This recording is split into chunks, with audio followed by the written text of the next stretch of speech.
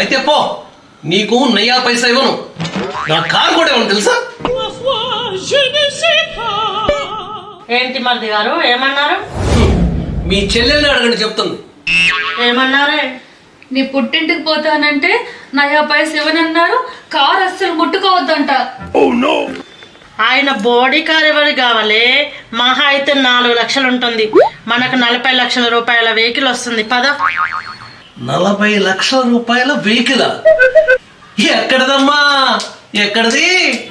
Hello మరిది గారు, మీకు తెలియదేమో, మా రేవంత్ అన్న మా ఆడవాళ్ళకి 40 లక్షల బస్సు పెట్టి ఫ్రీగా ప్రయాణం చేసుకోమన్నారు. పదవే. లేడీస్ కి అన్ని ఫ్రీయా?